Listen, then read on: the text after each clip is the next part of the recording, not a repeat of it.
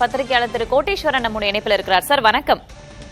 வணக்கம். சி.வி. சண்முகம் பல்வேறு குற்றச்சாட்டுகளை அடுக்கடுக்காக எடப்பாடி கே பழனிசாமி மீது முன்வைத்து பேசியிருக்கிறார். குறிப்பா ஒரு குடும்பத்தோட பிடியில அதிமுக இருக்கு, பாமகவோட தயவால தான் 47 தொகுதிகள்ல கிட்டத்தட்ட 31 தொகுதிகள்ல அதிமுக வெற்றி பெற்றிருக்கு என்பது போன்ற பல்வேறு விஷயங்களை குறிப்பிட்டிருக்கார். என்ன தாக்கத்தை ஏற்படுத்தும் நினைக்கிறீங்க?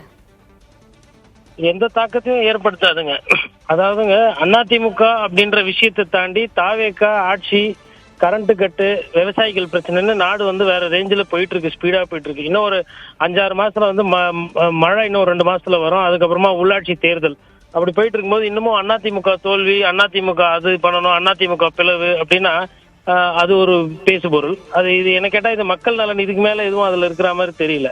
அதிமுக பிளவு தான் 4-5 வருஷமா பேசியாகி கட்சியே தோத்து போச்சு. தோத்து போனதுக்கு பிறகும் இதையே பழசையே பேசிக்கிட்டு இருக்கிறதால எந்த புண்ணியமும் இல்லை. ஒண்ணு. ரெண்டாவது குடும்ப அரசியல் என்று ஒரு குற்றச்சாட்டு வருகிறது. ஒருவேளை எடப்பாடி பழனிசாமி முதலமைச்சரா இருந்து அவர் மகனோ இல்ல அவங்க சொந்தக்காரங்க யாருன்னா அமைச்சரா இருக்கிறாங்கன்னா அந்த குற்றச்சாட்டு வைக்கலாம். அவங்களே தோத்து 3வது இடத்துல இருக்கிறாங்க. அப்படி இருக்கும்போது குடும்ப அரசியல் ஒரு குடும்பம் கட்டுப்படுத்துது அப்படின்னா என்ன சொல்றது தெரியல. ஒரு காலத்துல திமுக சொல்லிட்டு இருந்தாங்க, இப்ப மாத்தி அதிமுக சொல்றாங்க. இது நேற்றைய கூட்டத்துல அது குறித்து பேசினாங்க, அது குறித்து பேச்சை விட்டு ஆழம் பாக்குறாங்க அப்படின்னு சொல்லியிருக்காரு சி.வி. சண்முகம். அதாங்க,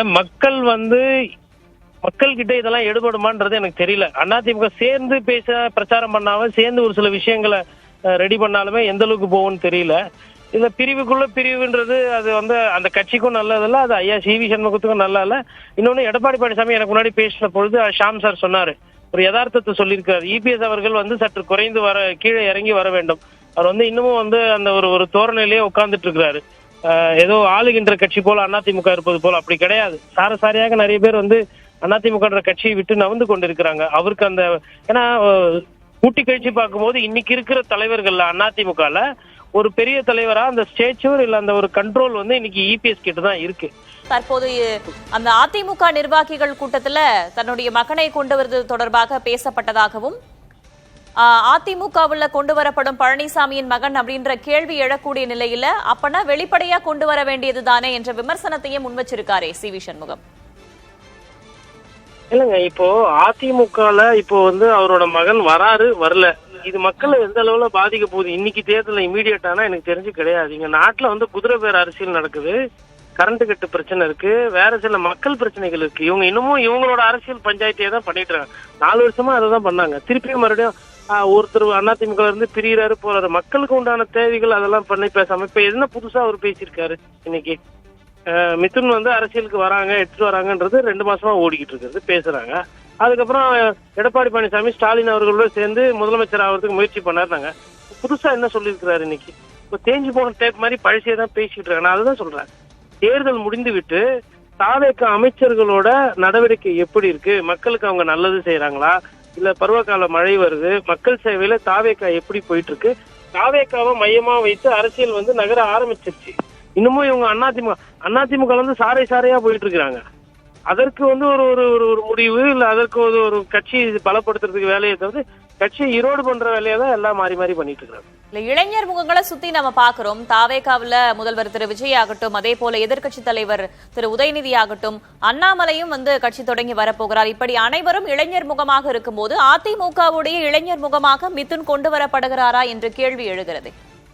நீங்க அதிமுகன்றது ஒரு கட்சி குடும்ப அரசியல் அப்படின்ற அந்த வார்த்தையை வச்சுதான் கட்டமைக்கப்பட்டது. அதாவது எம்ஜிஆர் அவர்கள் ஃபர்ஸ்ட் கலைஞர் அவர்களே ஒரு கேள்வி கேட்டாங்க.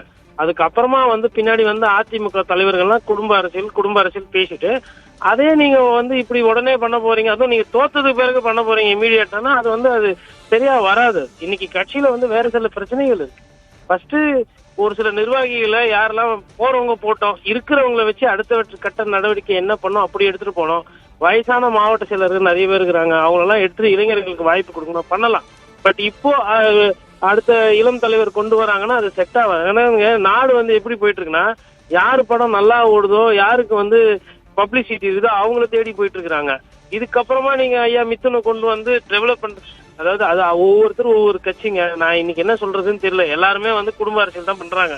அப்படி இருக்கும் பொழுது டி.வி. சண்முகம் வந்துட்டு விஜய் அவர்களை போயிட்டு பேசினாரு, பார்த்தாரு, என்ன நடந்ததுன்னே சொல்ல மாட்டேன்றாரு. அவங்க விஜய் சாரோட என்ன பேசினாங்க, ஐயா ஆதவோடது அதெல்லாம் எதுவுமே சொல்ல மாட்டேன்றாங்க.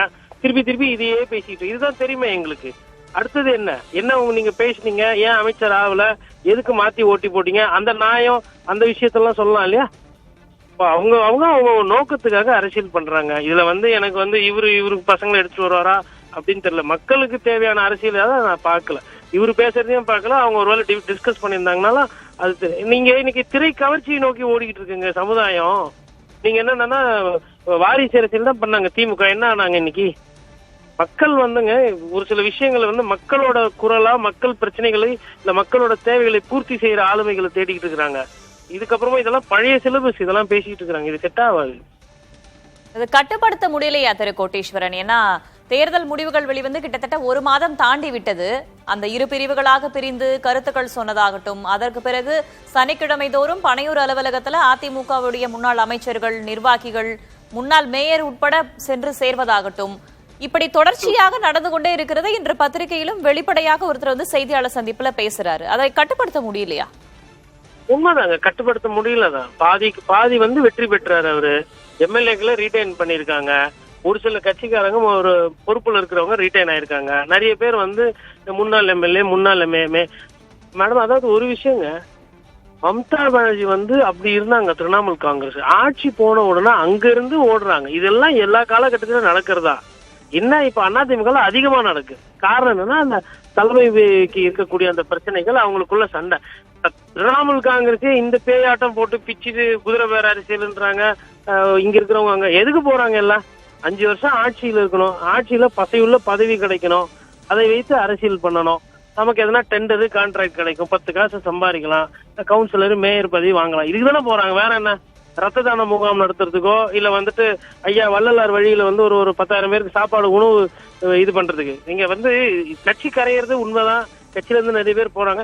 நோக்கம் என்னன்றது பார்க்க போனா அது ஒரு பெரிய நோக்கமா இல்ல. இதனால கண்டிப்பா அதிமுகவுக்கு ஒரு பின்னடைவு தான். பட் அதனால இது பெரிய சி.வி. சண்முகம் ஐயா பதற அளவுக்கு அவ்வளவு பெரிய பூதாகாரமான பிரச்சனையா நான் அதை பார்க்கல.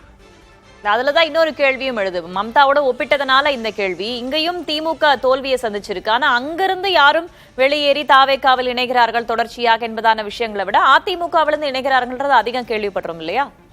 கரெக்ட் தான். ஏன்னா அதிமுக இன்னைக்கு 3வது இடத்துக்கு போயிடுச்சு. இதே ஒருவேளை அதிமுக ஒரு 80 சீட்டு பிடிச்சி 2வது இடம் இருந்ததுன்னா இப்ப நடக்கிறது திமுக நடக்கும். இங்க பிரச்சனை தாவேக்கா தான். என்ன பிரச்சனைனா, தாவேக்கா நாங்க மாற்றோம், நாங்க தூய சக்தி எல்லாம் சொல்லிட்டு எந்த கட்சியில இருந்து யாரு வந்தாலும் சேர்த்துக்கிறாங்க. பிஜேபில இருந்து கூட இன்னைக்கு போய் கொஞ்சம் பேர் சேர்ந்துருக்காங்க. திமுகல இருந்து 1-2 பேர் கீழ் லெவல்ல போறாங்க. பெரிய லெவல்ல பாப்புலரா இருக்கவங்க தான் போல. ஒரு 4 மாவட்ட செயலர் மாத்தினாங்கன்னா திமுகல போக ஆரம்பிச்சிருவாங்க. ஒரு விஷயங்க, ஆட்சி, அதிகாரம், பணபலம், அவங்களுக்கு ஆதாயம், இதை நோக்கிதான் நம்ம தமிழ்நாட்டில் இருக்கிற அரசியல் தலைவர்கள், அதாவது 2ஆம் 3ஆம் கட்ட தலைவர்கள் அதிகமா போறாங்க. முதற்கட்ட தலைவர்களுக்கு வாய்ப்பு கிடையாது. இப்ப அதிமுக தலைவர் இப்போ எடப்பாடி பழனிசாமி போய் தாவேக்கல சேர முடியுமா? கட்சி நடத்தும் போது வைகோ போய் சேர முடியுமா? கட்சி நடத்தும் கூட்டணி வேணா வச்சுக்கலாம். மற்றபடி கீழே இருக்கவங்க யாருக்கெல்லாம் வாய்ப்பு இருக்கவங்க எல்லாம் தங்களோட வாய்ப்பை பயன்படுத்திக்கிட்டு ஓடுறாங்க. எல்லாம் அவங்களோட தேவைகளை பூர்த்தி செய்யறதுக்கு போறாங்க. இவ்வளவுதான் அரசியல். இதை தாண்டி இதுக்கு பின்னாடி ஒரு பெரிய கொள்கை, மக்கள் நலனு, கோட்பாடு எல்லாம் கிடையாது. பேசுனதையே திருப்பி பேசிட்டு இருக்கிறாரு ஐயா சி.வி. சண்முகம். அடுத்த கட்ட ஒண்ணு தாவேக்கல போய் சேர்ந்துருங்க, இல்ல அதிமுக பிரிச்சிருங்க. போட்டு இழுத்துக்கிட்டு மக்களோட பிரச்சனைகளுக்கு நடுவுல இந்த அதிமுக பிரச்சனையே எவ்வளவு நல்லா பேசுவாங்க. நன்றி திரு கோட்டீஸ்வரன், இணைப்பில் உங்களுடைய கருத்துக்களை பகிர்ந்து கொண்டமைக்கு.